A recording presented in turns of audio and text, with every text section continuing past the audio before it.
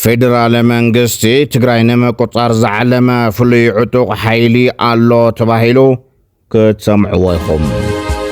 አብይ አሕመድ አበ ጉዳይ ወልቃይት ዛቡ ሐሳብን ብዙሓት ዘቆጥዐ ኮይኑሎ ዝርዝር ኣለና። አበ ወረዳ ገላ አበ ቁጥጥር ሰራዊት ኤርትራ ዝነበረ መሬት ናብ ሓረስቶት ትግራይ ክምለስ ከም ዝተገበረ ተገሊጹ ሒዝናዮ ኣለና። ዕጡቓት ጉጅለታት ሙሉእ ብሙሉእ ዕጥቆም ንምፍታሕ ተስማዕሚዖም ኣለዉ። ንኽልተ ኣካላት ሚድያ ናይ መወዳእታ መጠንቀቕታ ተዋሂብዎን ኣሎም። ክትሰምዕዎም ዝጸናሕኹም ኣርእስተ ዜናታት ነይሮም። ሕዚ ድማ ናብ ዝርዝር ክነስግረኩም ኢና። ላይክ ብምግባር ጀምሩ። ሰናይ ምክትታል።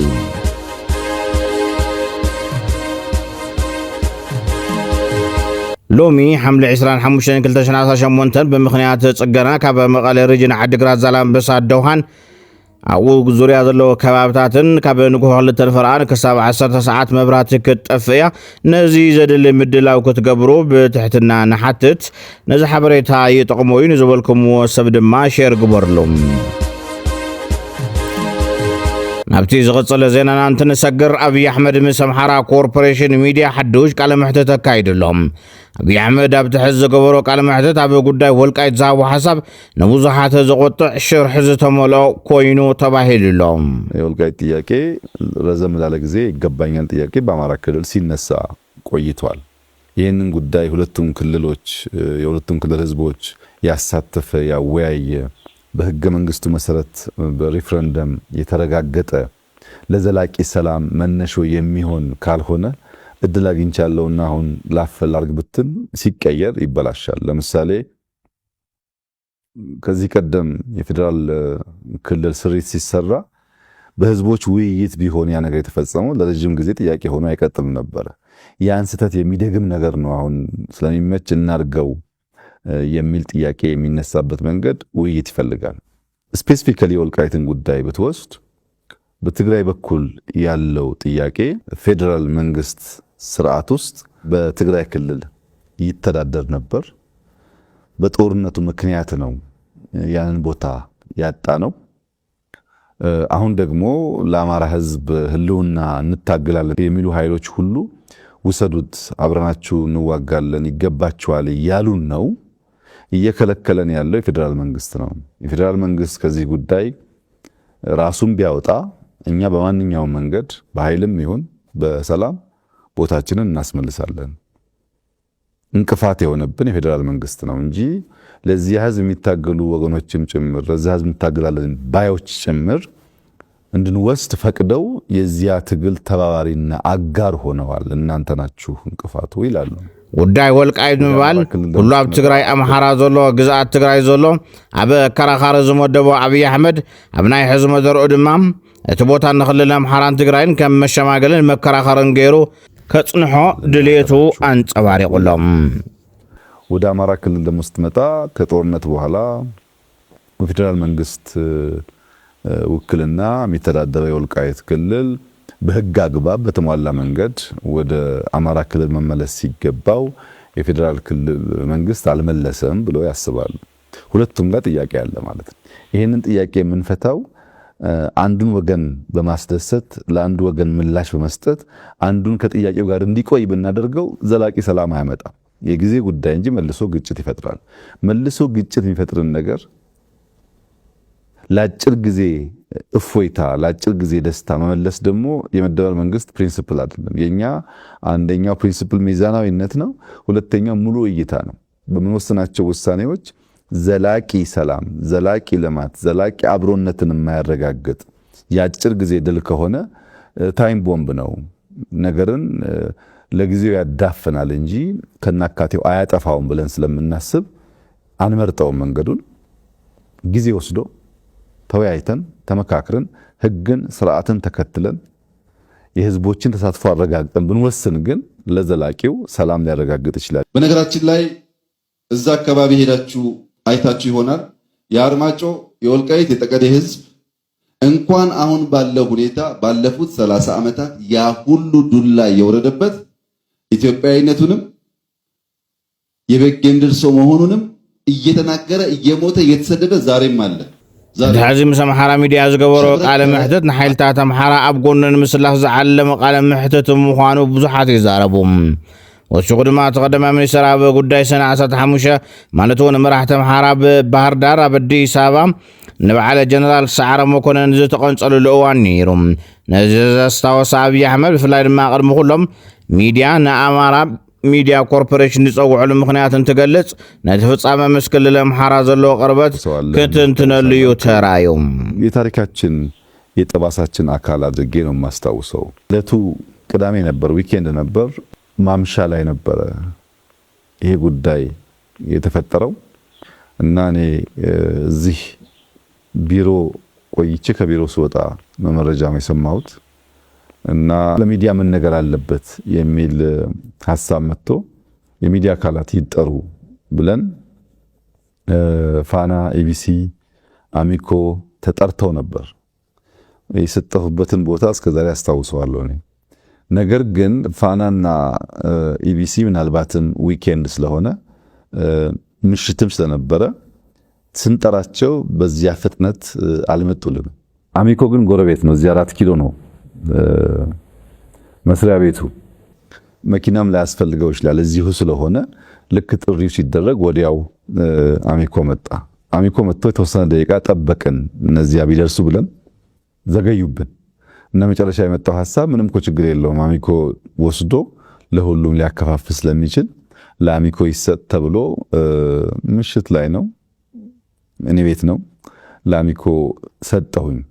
በኋላ ግን ባህር ዳር ላይ ሆኖ መግለጫ ሰጠው ወደሚል የሴራ ትንታኔ ተቀይሯል። ባጣናቸው ግለሰቦች የለውጥ ኃይል የቼንጅ ኤጀንትስ የሚባሉ በለውጥ ውስጥ ከፍተኛ ሚና ያላቸውን ሰዎች ያሳጣ ክስተት ነው። ለምሳሌ ዶክተር አምባቸውን ብትወስድ 2003 ምስ ጀነራል ሰዓረ ይኹን ምስ ርእሰ ምሕዳር ኣምሓራ ነበር ኣምባቸው ስጡም ርክብ ከም ዝነበረ ዝተዛረበ ኣብዪ ኣሕመድ ጀነራል ሰዓረ ኣብ ጎኑ ዝነበረ ናይ ለውጢ ሰብ ከም ዝነበረ እዩ ዝዛረብ። አምባቸው በዚያ ጊዜ በነበረን ውይይት ከፍተኛ ጉጉት ነበረው ለለውጥ። ግን እምነቶቻችንን ምንድነው ያሉን፣ እንዴት እናሳካቸዋለን፣ መቼ እናሳካቸዋለን የሚለውን ነገር ለመወያየት ከ2003 በኋላ አማራ ክልል እያለ ተደጋጋሚ ሲመጣ እንገናኝ ነበር። በኋላ ሁለታችንም የካቢኔ አባላት ሆነን በደንብ እየተገናኘን እንወያይ ነበር። ዝም ብሎ ኦቨርናይት የተፈጠረ ነገር አይደለም። ብዙ ምክክሮች፣ ውይይቶች፣ የተለያዩ ሰዎች በውስጥ ያቀፉ መሄዶች ነበሩበት። ጀነራል ሰዓረን ብትወስድ ሰዓረ አጋጣሚ ሆኖ ቀደም ብሎ ሃይ ስኩል ቦርዲንግ ስኩል በጋራ የተማርነው አንድ ትምህርት ቤት ነበር። ትምህርት ቤት ደግሞ ቦርዲንግ ስለነበረ ቀንም ማታም የመገናኘት እድል ነበረን። ረዘም ያለ ጊዜ ትውውቃለን። በኢትዮ ኤርትራ ጦርነትም ከዚያም በኋላ ባሉ አጋጣሚዎች አልፎ አልፎ የመገናኘት የመነጋገር ልምዶች ነበሩን፣ ቅርብ ነበረን። ለውጡ ሊመጣ ጥቂት ጊዜ ሲቀረው የለውጡ ዋዜማ ገደማም በተደጋጋሚ እንገናኝ ነበር። በተለይ ግን በተለየ መንገድ እንዲታወስ ከማስታወስበት አንዱ ነገር ታስታውስ እንደሆነ የጠቅላይ ኤታማዦር ሹሙንና የደህንነት ኃላፊውን በአንድ ጀንበር ለማንሳት የነበረው ውሳኔና የለውጡ አካል ከመጀመሪያው ከእቅዱ ጀምሮ የተሳተፈበት ብቸኛው ሰው ሰዓረ ማለት ይቻላል። ብዙ ሰው ጉዳዩን አያውቀውም። ሰዓረ በእቅዱም በሂደቱም ተሳትፎ ነበረው። በዚያ ደረጃ ለቼንጅ ኤጀንት የሚታመን ሰው ነበር ማለት ነው። ሌሎቹንም ብታነው ሰበር ዜና ሰራዊት ኢትዮጵያ ሎም ዕለት 25 ሐምሌ 2018 ዓ.ም በእግረኛን መካናይዝድን ብድሮንን ዝተደገፈ ኣብ ልዕሊ ሰራዊት ትግራይ ኣብ ሸረሪና ከቢድ መጥቃዕቲ ከፊቱ። ብተመሳሳሊ ኣብ ደቡብ ሱዳን ኣብ ልዕሊ ሰራዊት ሱዳን መጥቃዕቲ ከፊቱሎም። እቲ ብሰራዊት ኢትዮጵያ ተጀሚሩ ዘሎ ውግእ ናብ ካልኦት ኩሎም ግንባራት ክሰጋገር ከም ዝኽእል ድማ ዝረኸብናዮ ሓበሬታ የመላኽት። ብፍላይ ድማ ሰራዊት ኢትዮጵያ ዘይኮነስ ሰራዊት ትግራይ እዚ ኩናት ጀሚርዎ ዘብሉ ድማ ብኻሊእ ወገን ዝለዓል ዘሎ ሓበሬታዮም ዝርዝር ካብ ላዕለዎት ሰራዊት ትግራይ ሓደ ዝኾነ ጀነራል ምግቢ ሃይለ ዝተፈጠረ ናይ መሪሕነት ተፈላላይ ነቲ ዝበፅሕናዮ ክሳራ ኣብፂሑና ኢሉ ብፍላይ ድማ ልሂቅ ትግራይ ኣብቲ ኣፈላላይ ኢድ ከም ዘሎ ገሊጹ ግልጽ ክዛረበኩም 2014 15 እቲ ናይ መጨረሻ ውግእ ጌርና ናብ ሰላም ውዕል ኣቲና ሻው ብዝተወደበ መንገዲ መንግስትና እውን ጥዑይ ኮይኑ ክልላዊ መንግስትና ፓርቲና እውን ጥዑይ ኮይኑ ሰራዊትና እውን ጥዑይ ኮይኑ በብኸባቢኡ ዝነበረ ላፕቶፕ በቲሩ ኣነ የፈላጥ እንዳበለ በቲን ዘዋቅዕ ኢሊቱን ስርዓት ገይሩ ብናይ ሓባር መኸተን ዕላማን ተንጓዓዝ እመኑ ንሕጂ ዝሕጂ ዘኔና ኩነታት ኣይመበፅሕና ነይሩ መሬትና መምለስና ህዝብና መምለስና ናፍታ ዝነበረትና ናይ ልምዓት መንገዲ ማእተና ግን ኣብዚ ሓለፈ 2 ዓመት ናብ ሽግር ኣትዩ ኣብ ፖለቲካዊ ውዳበና ፓርቲና እውን ፀገም ገጢሙ ኣብ ሰራዊትና እውን ፀገም ገጢሙ ኣብ ሓድነት ህዝብና እውን ፀገም ገጢሙ በቲ ዝኸፈልናዮ መስዋዕት ክናሳሕ ተገይሩ ቅንውኑ ክንብል መሊስና ንዘይምልሶ ንህልውናና ኢልና ዝኸፈልናዮ መስዋዕት ሲ ተመሊስና ብዛዕውፍ እንዳበልና እንዳተጨነቕና ክንነብር ክንናሳሕ እንዲህ ተገይሩ ብዙዋን ማዓረቲ ኣብ 2013 ዓ.ም ዝነበረ ምናልባት እውን ልዕልዩ ንቃለስ ኣለና ዝበለ ጀነራል ምግቢ ሃይለ ዘሎ ፀገም ናብ ረብሓና ምቕያር ይከኣል ኢሉ እዙውን ካብታ ናይ 2013 ዘይትንእስ ቃልሲ ምናልባሽ እውን ካብኣ ንላዕሊ ተቃሊስና ሕጂ ንመፅእ ኣለና ንብርኽ ኣለና ገና ክንብርኽ ኢና ንሕና ህዝቢ ኢና ንሕና ሙሉእ ዝኾነ ሕብረተሰባዊ ብቕዓት ዘለና ሕብረተሰብ ከምኡ እየ ታሪክና ሙሉእ ቋንቋና ባህልና ሙሉእ ኣብ ፀጥታን ድሕንነትን ብቕዓት ኣብ ፖለቲካ ሊደርሽፕ ኩሉ ሓይሊ ከካብ ናይ ባዕላ ብሄራዊ ረብሓ ስለ ትርኢ ኣብዚ ከባቢ ብቐሊሉ ክንጥመት ገይርና እዩ ይኹን እምበር ፀጋ ከዓ እዩ በቲ ሓደ ገፅ ጠንኪርና እንድሕር ከይድና ግን ፀጋ እዩ ኣብዚ ከባቢ ምህላውና ዝበለፀ ትኩረት ረኺብና ንሕና እውን ካብ ውሽጥና ዝብገስ ዓቕሚ ተፈጢርና ምናልባሽ ናብ ረብሓና ለዊጥና ብዙሕ ሕቐት እውን ክንከድ ንኽእል ኢና ካብ ሕሉፍ ጉዕዞና ተማሂርና ይከኣል የኢትዮጵያ ገነተ ቤተ ክርስቲያን ሪሊፍ ኤንድ ዲቨሎፕመንት ዝተባሃለ ሃይማኖታዊ ትካል ኣብ ከተማታት ዓብዪ ዓድን ዓዲግራትን ዝርከቡ ተመዛበልቲ ሓገዝ ምግቢ ሂቦም እቲ ዝተዋህበ ሓገዝ ምሸላ ሽምብራን ዘይትን ልዕሊ ብር 28 ሚልዮን ዋጋ ዘውፅአ እዩ በቲ ኣብተን ከተማታት ዝተዋህበ ሓገዝ 9800 ወገናት ተረባሕቲ ኮይኖም እዮም እቲ ካብ 2023 ኣቆጣፅራ ኣውሮፓ ጀሚሩ ኣብ ትግራይ ሓገዝ ምሃብ ዝጀመረ ሃይማኖታዊ ትካል ኣብ ዝሓለፈ ወርሒ ጥቅምቲ 2018 ዓ.ም ብሰንኪ ኩናት ተመዛቢሎም ኣብ ከተማታት ሽረ እንዳስላሴ ዓድዋን መቐለን ዝርከቡ ልዕሊ 17,400 ወገናት ልዕሊ 61 ሚልዮን ብር ዋጋ ዘለዎ ሓገዝ እኽልን ዘይትን ሂቡ እዩ ብተወሳኺ ኣብ ዝሓለፈ ወርሒ ግንቦት ኣብ ትግራይ ደቡባዊ ምብራቕ ወረዳ እንደርታ ዝርከባ 42 ኣብያተ ትምህርቲ ዝትግበር 30,000 ተምሃሮ ተረባሕቲ ዝገብርን ኣብ ፅሬትን ኣሳታፍነትን ትምህርቲ ዘተኮረ ፕሮጀክት ዕላው ምግባሩ ምፅብፃብና ዝዝከር እዩ ፌደራል መንግስቲ ኣብ ትግራይ ዘለዎ ከተማታት ንምቁፅፃር ዝዓለመ ፍሉይ ዕጡቕ ሓይሊ ብምውዳብን ብምስልጣንን ይሰርሕ ኣሎ ተባሂሉ እቶም ፀብፃባት ከም ዘመላኽትዎ እቲ ሓይሊ ብኣብዝሓ ተጋሩ ኣባላትን ብናይ ቀደም TDF ኣዘዝን ዝምራሕ ምዃኑ ብምሕባር ኣብ መላእ ኢትዮጵያ ዝርከቡ ተጋሩ ኣባላት ፖሊስ ናይ ምውዳብ ስራሕ እውን ተጀሚሩሎ ክብል ይገልጾም ብተወሳኺ እቲ ሓይሊ ፍሉይ በጀትን ወታደራዊ ስልጠናን ከም ዝወሃቦ እውን ተገሊጹሎም ይኹን እምበር እዞም ክስታት ክሳብ ሕዚ ብዕላዊ ትካላት ኣይተረጋገጹን ኣብይ ኣሕመድ ኣንጻር መንግስቲ ትግራይ ብዝብል ልዕሊ 3 ዕጡቃት ብፍቓዱ ኣደራጅዩ ከም ዘሎም ዝፍለጥ እዩ ኣብ ወረዳ ኣገላ ብቁጥጥር ሰራዊት ኤርትራ ዝነበረ መሬት ናብ ሓረስቶት ትግራይ ክምለስ ከም ዝተገበረ ተገሊጹ ኣብ ትግራይ ወረዳ ኣገላ ኣብ ትሕቲ ቁጥጥር ሰራዊት ኤርትራ ከም ዝነበረ ዝተገለጸ ልዕሊ 800 ሄክታር ተሓራሲ መሬት ምስተገበረ ምርድዳእ ህዝቢ ንህዝቢ ናብ ሰብ ዋናታቱ ክምለስ ሰገር ዝብል ሓበሬታ ወፂኡ ብመሰረት ሓበሬታ እቲ መሬት ኣብ ምምሕዳር ወረዳ ኣገላ ዝርከብ ኮይኑ ኣብ ዝተፈላለዩ ጣብያታት ጎጣትን ዝርከቡ ሓረስቶት ናብ መረበቶም ክምለሱ ምዃኑ ተገሊጹሎም እቲ ምርድዳእ ኣብ ከባብታት ሆያ መደብ ዓዲ ኹቱም ቆሎ ብርዶም ዑና ሽሓቕ ንጓት ስውዕን ማይልዎን ከምኡውን ጣብያ ዕርዲ ጀጋኖ 30 ዝተባሃሉ ከባቢታት ከም ዝተፈጸመ ተሓቢሩ ሓበሬታ ረኪብ ወረዳ ኣገላ ከም ዝሓበሮ ስጉምቲ ኣካል ናይቶም ኣብ ዝሓለፉ ግዜያት ብዘተን ምርዳእን ዝተፈትሑ ጸገማት እዮም ኢሎም ካብ ኣዘዝቲ ዕጡቓት ፋኖ ሕወሓት በዓል ውዕለታ ናይ ክብል ተሰሚዑ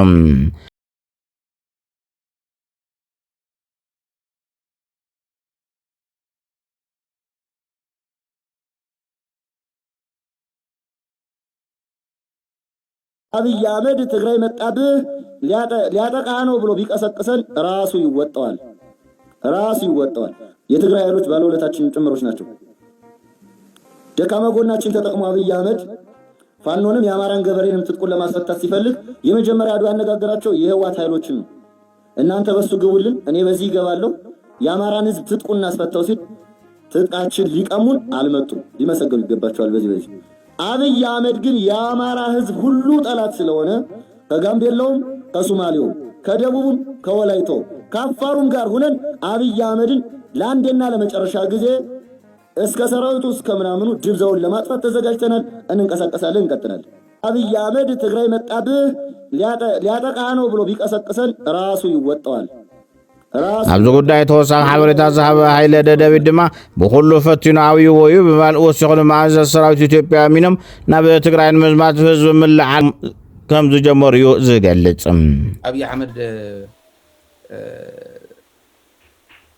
ንፋኖ በቲኑ ንኦላ በቲኑ ንዓቶም እውን ኣፎም ዝመልሱ ኢሉ ነዚ ክመፅእ እዩ ተሓሳብ ነይሩ። ንዕኦም እውን በዚ እውን ሞኪሩ ብትግራይ ኣብይዎ፣ በቲ እውን ሞኪሩ ብኦም ኣብይዎ። ሒዙ እንታይ ይብሉ ኣሎ መሐመድ ተሰማ ፋኖ ተስፋ ቆሪጹ እዩ ይብለኩም።